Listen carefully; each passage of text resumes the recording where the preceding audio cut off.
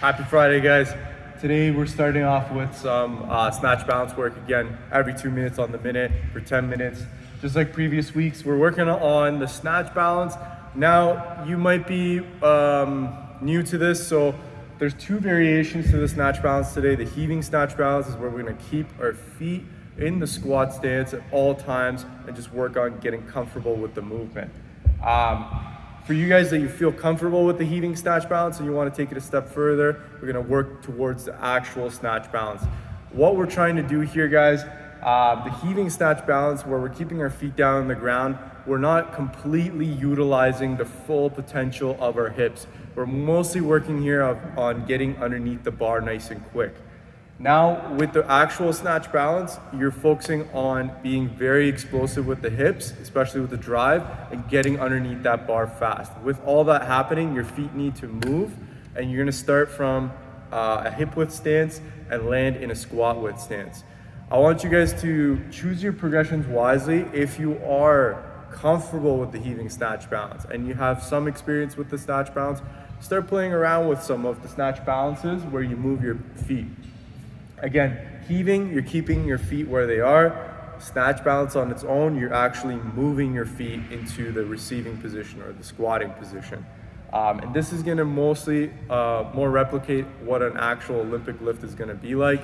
Now, you don't always have to move your feet wide or really try to like slam your feet to the floor. It's gonna be different for everybody, but to build good foundation to weightlifting, guys, you want to be dynamic and you want to use as much as your legs as possible when you're doing it. So even if you want, for those that are still working on the snatch balance and want to kind of make your transition to the real snatch balance, or not the real snatch balance, but towards that progression, you can do 2 heaving snatch balances plus 1 regular snatch balance for your set each time, since there's 3 reps there.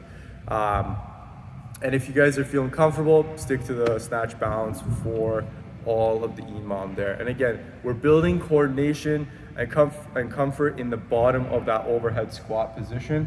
So we want to slowly start building towards snatches and catching your snatches at the bottom range of motion there. So really hammer this in, guys, so you guys can get comfortable with it. Once we get into actual snatches, you'll be more likely to be comfortable to get underneath that bar.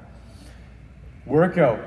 8-minute workout here. So with this one, 2 movements, overhead squats and box jumps. So 30 overhead squats at a lightweight 75-55. Should be able to do the first 2 rounds unbroken, at least I would say.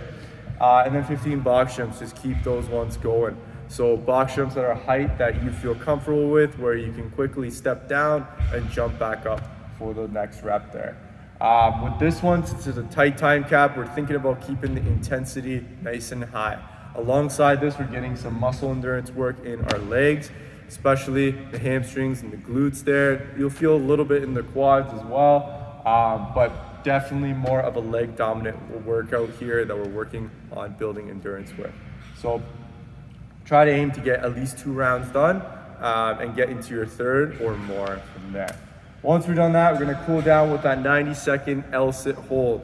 So great way to just make that core nice and strong and build to do other movements more comfortably. So once you build that core up with that L-sit, guys, other movements are gonna be much easier and you're gonna have an easier time kind of moving your body around, whether it be you're working on kipping pull-ups or you're working towards a muscle up or even your handstands. Or even just working towards an actual pull-up just on its own. Core strength is going to be important, and hit that with the 90-second L-sit hold today, guys, so you can start building towards that and fast tracking yourself towards your goals. Hope you guys enjoy this one. We'll see you tomorrow for the next workout.